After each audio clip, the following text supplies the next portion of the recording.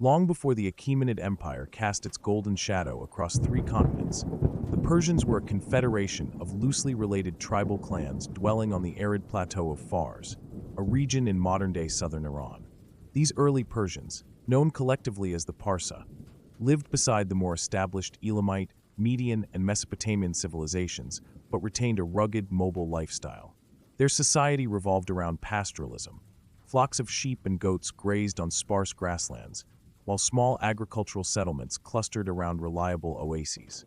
Persian identity solidified under chieftains called Parsawash, who ruled by personal loyalty rather than strict hereditary caste.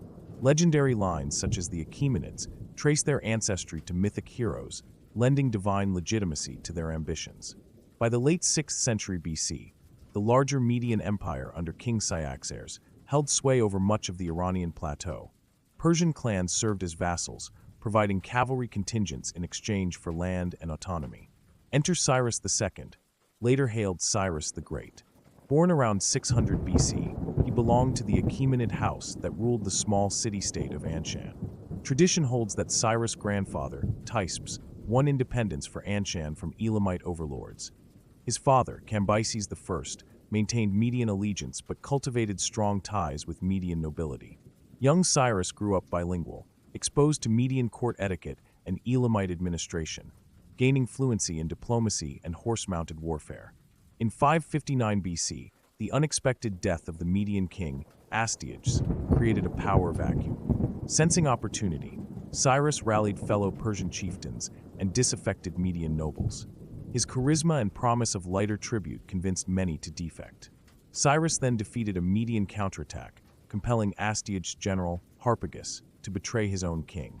By 550 BC, Cyrus had effectively wrested control of Media, proclaiming himself king of the Medes and Persians, and uniting 2 formerly conflicting peoples under his banner.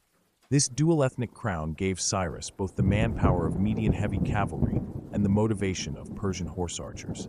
He modeled his court on Median precedents, retaining satrapal governance, but introduced Persian values of personal loyalty and merit.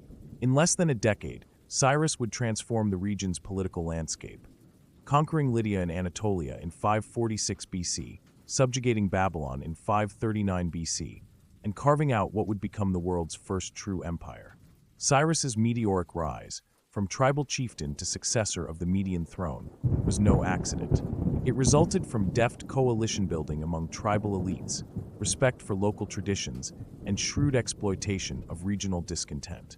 By fusing nomadic Persian zeal with Median administrative know-how, he laid the foundations for an imperial polity that blended military prowess, cultural tolerance, and a famously enlightened royal ideology, a legacy that defined the Achaemenid age for 2 centuries to come.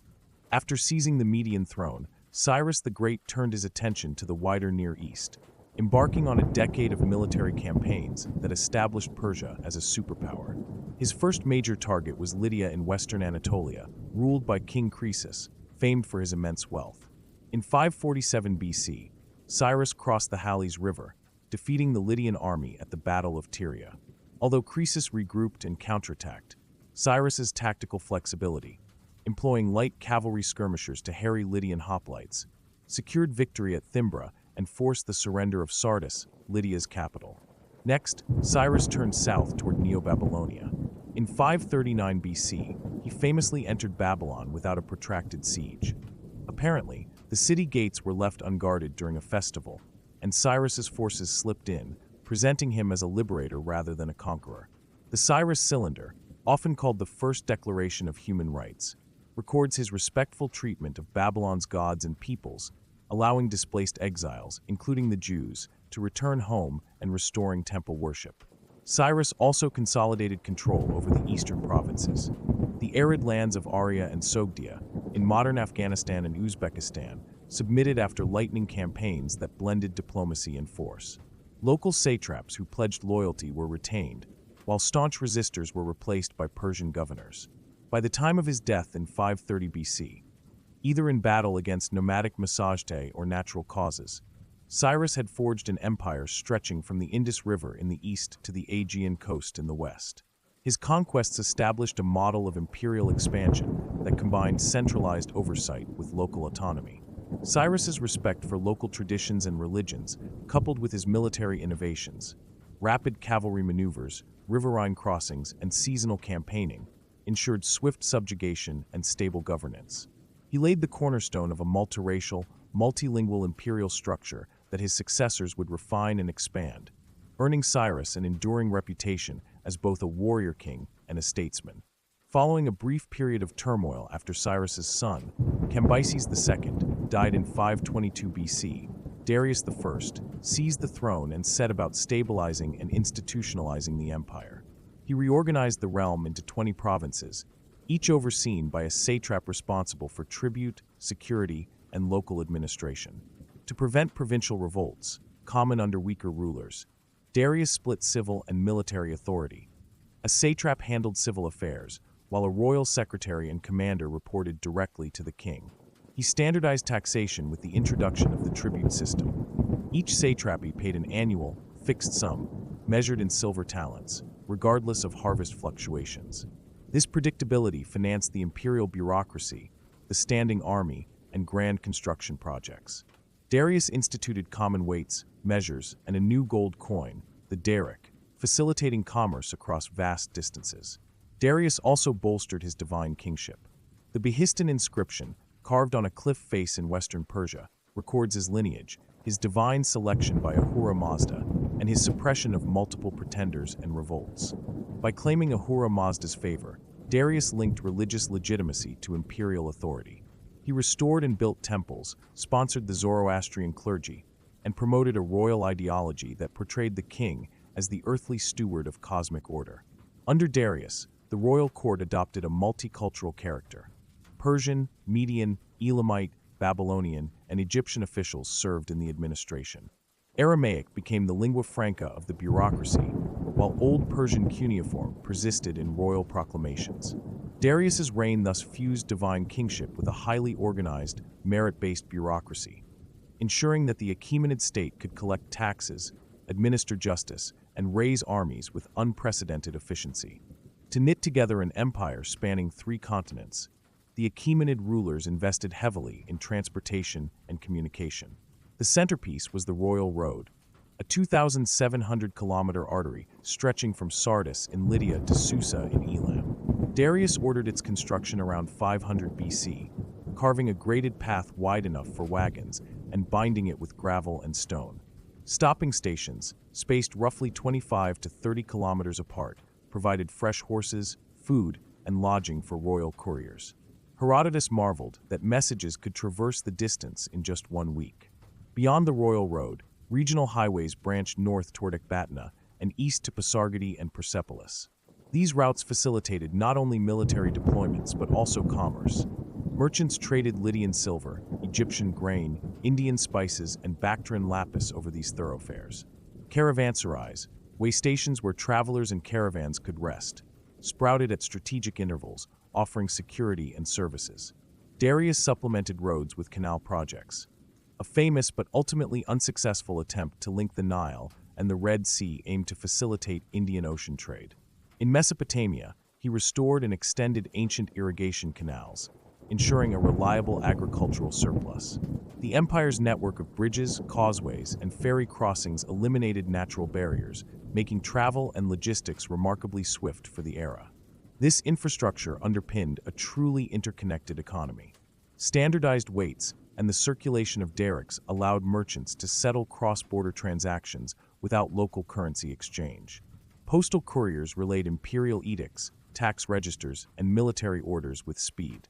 Cultural exchange flourished as artisans, diplomats, and pilgrims moved along these routes, disseminating ideas, technologies, and religious beliefs throughout the Achaemenid realm. The tension between Persia and the Greek city-states ignited when Ionian Greeks under Persian rule revolted in 499 BC. Athens and Eretria sent ships and soldiers to support the rebellion, provoking Darius I's determination to punish the Greeks. In 490 BC, Persian forces landed at Marathon, where 10,000 Athenian hoplites under Miltiades routed a vastly larger Persian army, delivering a symbolic blow to Persian prestige. Darius planned a larger invasion, but died in 486 BC. His son, Xerxes I, resumed the campaign in 480 BC, crossing the Hellespont with a massive army and invading Greece. After initial successes at Thermopylae and the sack of Athens, Xerxes' fleet suffered a decisive defeat at Salamis under the cunning of Themistocles. Xerxes retreated to Asia. His general Mardonius was defeated at Plataea in 479 BC, ending Persian ambitions in mainland Greece. Undeterred, Persia sought to subjugate the Aegean Islands and western Anatolia. The Delian League, led by Athens, counterattacked, liberating Ionian cities and pressuring Persian holdings across the Aegean.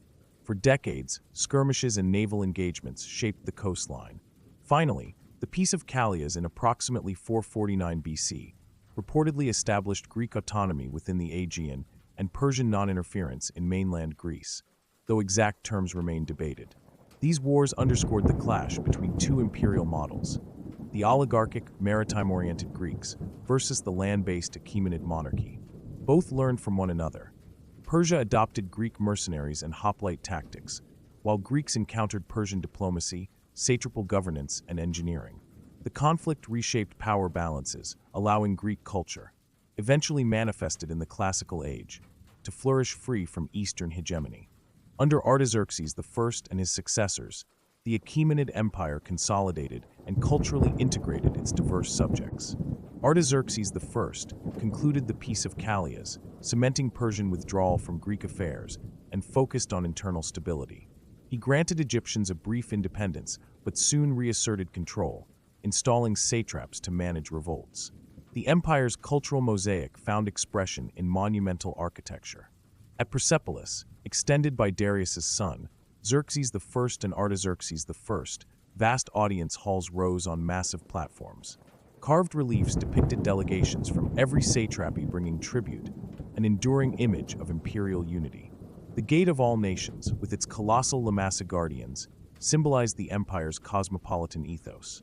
Artaxerxes II and Artaxerxes III oversaw extensive building programs in Susa, Ecbatana, and Babylon. Royal palaces blended Persian columns with Elamite relief styles and Mesopotamian ziggurat foundations, creating a syncretic aesthetic. Zoroastrian fire temples received royal patronage, while local religious cults continued under imperial tolerance. Economically, the empire reached its peak. Silver derricks flowed in from Thrace, copper from Cyprus, and spices from India. Caravan traffic on the royal road supported opulent court ceremonies and sumptuous banquets. Persian nobles adopted Greek styles of symposium and athletics, while Greek philosophers like Democritus visited Persian schools, evidence of two-way cultural exchange. This period also saw sophisticated medical knowledge flourish. Texts from the medical archives at Nineveh were copied in Persian script, and Greek physicians served at court. Astronomers in Babylon recorded eclipse cycles under Persian sponsors, informing later Hellenistic astronomy. At its height around 400 BC, the Achaemenid Empire achieved remarkable administrative efficiency and cultural harmony, integrating peoples from Egypt to India and leaving an architectural and intellectual legacy that would shape successor states. Despite its grandeur, the empire began to fray in the late 4th century BC. Successions from Artaxerxes III to Artaxerxes IV and the brief reign of Darius III were marked by palace intrigues and fratricide. Weak rulers emboldened powerful satraps, especially in Anatolia and Egypt, to assert quasi-independence. Satraps like Autophrodates in Lydia and Sabaces in Egypt withheld tribute and raised personal armies. Financial pressures mounted as prolonged campaigns, particularly Artaxerxes III's reconquest of Egypt, strained the treasury. Silver reserves dwindled, forcing debasement of the derrick and increased taxation on farmers and tradesmen, sowing unrest in the countryside. Temple donations fell, and local administrators resorted to extracting extra levies, fueling peasant revolts in Babylonia and Elam. Religious tensions also emerged. Zoroastrian priests, who saw royal murders as sacrilege, withdrew support for subsequent kings, while local priesthoods in Egypt and Anatolia lamented loss of autonomy under Persian-imposed cult reforms. Diplomatic failures, such as the failed intervention at the Battle of Issus in 333 BC, accelerated these strains. By Darius III's accession, satrapal loyalty was brittle.